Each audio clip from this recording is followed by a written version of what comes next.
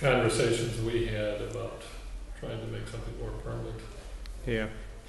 And so tell me about some of those times. I don't need to get into the personal difficulties with Trinity and all that, but I'm curious as to what, I think I know what the attraction was here in terms of social justice and the importance of what I think the Vincentian values were. But tell me a little about Yeah, the I had details of all of that. I had finished a PhD research and doctorate in 2000 and whenever 8 or 7 or something like that, and then the Trinity work petered out, as it were. But my doctorate research was really about asking. I was curious in relation to non-profit organisations and kind of human service organisations. What was it that drove people to establish them? And so I did that really by life story interviews. And the piece that was coming out of that was that it was all about, in many ways, a search for meaning and value and having to almost create it yourself. And requirement for integrity and a sense of responsibility for your actions in the world and the impact of that on others. And I couldn't find an academic space where I could deal with that. And I felt that here in Old Hallows might be just such a space in an institutional sense. So,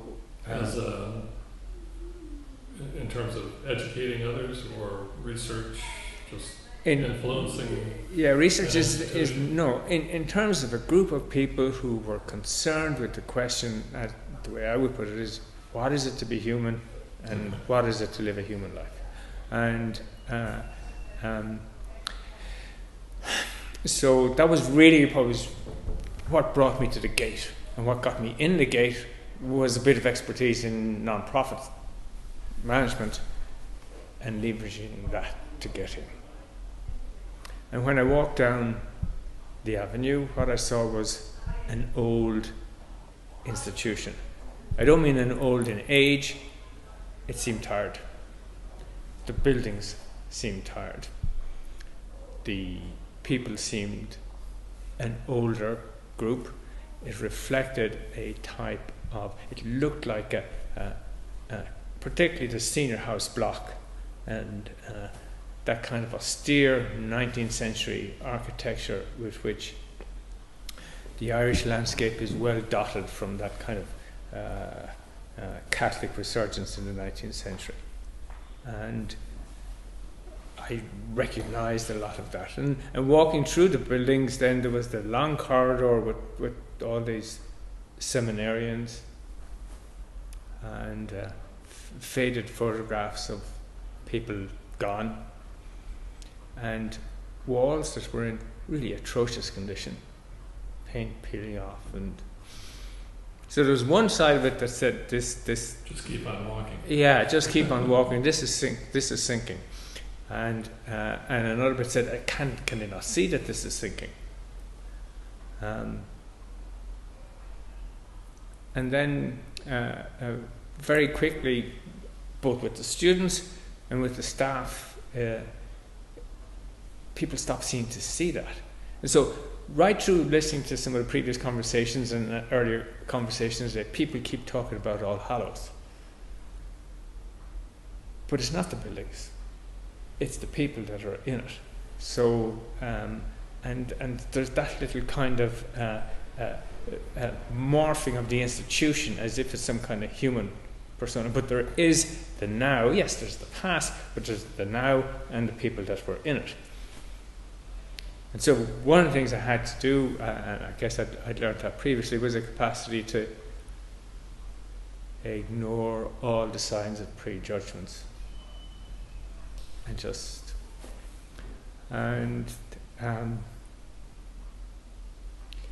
then you find exactly what, in a way, I expected to find: an openness, a willingness to listen, to hear, to discourse, to love, and literally education expressed as love.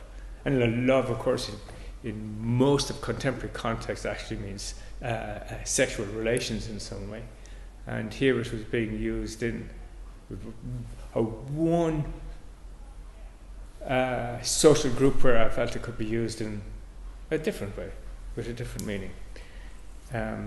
And so, as for the missionary past, I had both an uncle who had gone through,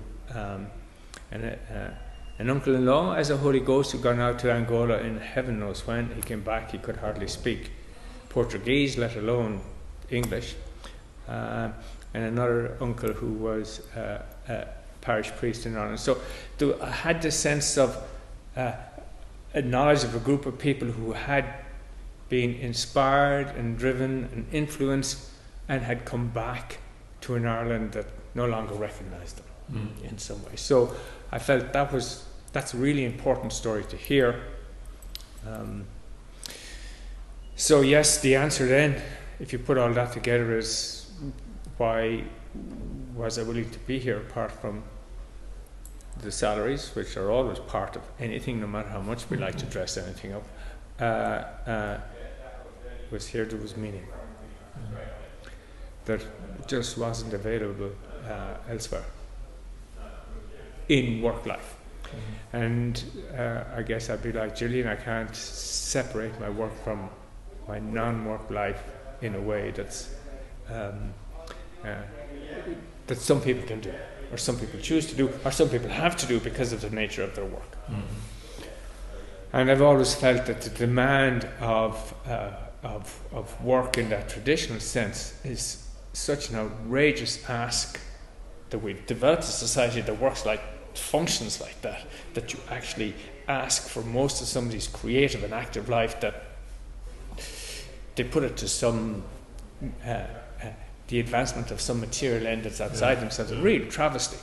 And I'm always stunned at the whole kind of job recruitment interview process, which is really about pitched in terms of what can you do for us as opposed to the other way. So I think the work ask is so huge that it's got to carry that other meaning that people talk about. So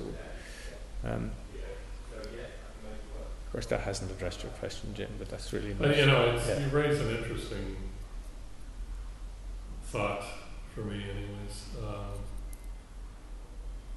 One of the things that struck me about Hallows, and again I hate to keep comparing it to DePaul, but there's so many similarities. I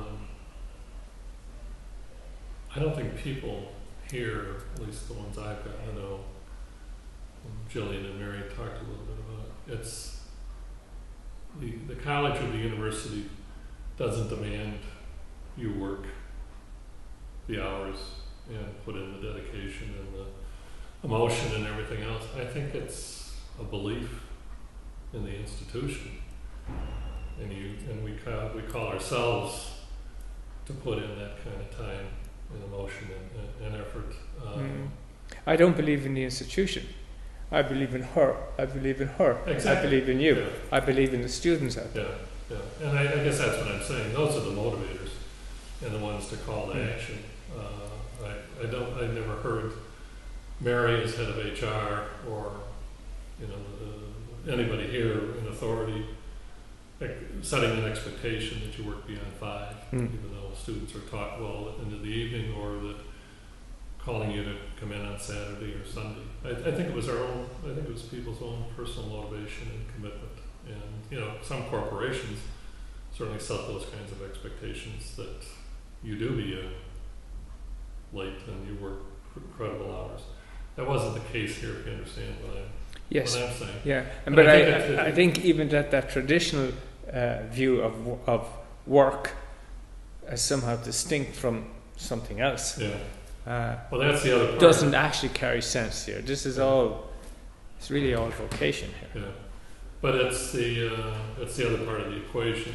I think many folks that I've talked to here have struggled with personal life, work-life balance. And yet, I think they have balanced, from what I've heard, balanced or found balance to whatever degree they can through a sense of, I guess, their own spirituality and their own belief and their spouse's belief in what this work was about and the work of the family. And it's hard to articulate it and it's hard to quantify it, but it's the beauty, I think, of working in this kind of an environment. And it creates stressors, there's no question about it. I think the thing I found with you, and I'm interested in your comment on it, and I know you went through some very serious health issues just before I came, but I found there was, or I sensed there was kind of a tension with you that for reasons of, I guess, income, you were constantly looking for ways to continue to support yourself and family. Mm-hmm. And so I had a feeling that you were kind of drifting away and then you were pulled back. Is that true? By what you found as your, I guess, connection here, or value here. I know I talked about work and I was trying to break down that as a barrier, but I have never been happier and felt more open to being myself than the time I have been here. Okay. So that's been really important and not something to be easily walked away from. Yeah. So that will be one. A couple of opportunities opened up here too, which took some of the pressure off as well. But you talked about some health issues, and so what you're referring to there is kidney failure, which I've had for most of my life. But an opportunity came up to get a transplant from my sister in 2013, and so that was riskier than normal because it was at the edge of various bits of technology and so on. And so that happened while I was here. Now, part of the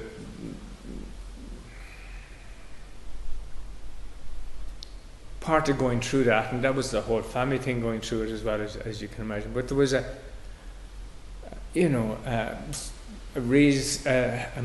moderate sort of mortality risk. Okay, so you have to, in order to go through that process, you have to really engage with that as a risk, and that I won't say it changes, but it certainly clarifies values pretty sharpish, unless you're totally ignoring it. And one of the things that has been particularly relevant for me since that, or at least how I've processed it, maybe a standard kind of trauma piece, but just how, and I've said this to a few people and I'm just not quite sure they're getting it, but just how beautiful humans are. And so I came out of that into a world that was full of beautiful people. And the whole thing seems so precious, and so many people seem to miss that in their lives. I miss it most of the time. Most of the time I'm walking around thinking about the next thing that needs to be done, or next thing I might be able to avoid doing, more likely. And there's a piece of that that's recognised here. And I think that's how that infects the education that's here. And I've met the most remarkable people here, who are the most unassuming when you meet them first. And so so I don't want to say it's a special place, it's a special community. And what attracts people into it are the other people that are in it. And I think that's really important to state, because here in the middle of these 2 days, which are the Jubilee days, it's very much the returned priests that are referred to. But that's a different time, a different place. And the group that are involved in from, for the last 25 years, and the group that are involved in the winding down process are only marginally associated, are really only marginally, they know the people, but only marginally associated with that. And so I think there's a piece there where that group needs to claim themselves and the now and what they're going through in that. And that includes a lot of the students as well. Once you break apart something and remove it from that kind of well that was here, it's almost very hard to recreate in some way, because it takes the 142 years and it takes the thousands of arguments to get it through that. But if you want to make if you want to educate people to make a difference, that difference is something they must find themselves. So I would always be cautious of an education which tells people what that difference must be. And so I would argue that the role of education is to support people to think that through themselves and to leave them with that sense of, it's a question I must answer. I agree. That creates the activity. But I think you give them the forum. You give them to explore it. Yes. And some guidance in exploring it without. Right. Yeah. So, but there's more people tomorrow. Right. And one last. And let me finish. Humans are beautiful. Don't tell them. If you want to, you've kids. You know this. You know this well. They find themselves. You guide them. But they must find themselves. So I see something closing, but I don't see a loss, because I have 4 kids. I believe in every one of them. Yeah. Your kids, believe in every one of them. So celebrate. You're all, absolutely. Yeah. But I think. Don't tell me something is irreplaceable, because I don't buy that. I would agree with that, but I think it's still a loss. Okay, we'll nuance it that way. Any last thoughts you'd like to share? Don't, just keep thinking. You wouldn't have last thoughts. Okay. I've always admired you, as I have others here, but I always enjoyed our conversations. And ditto, absolutely.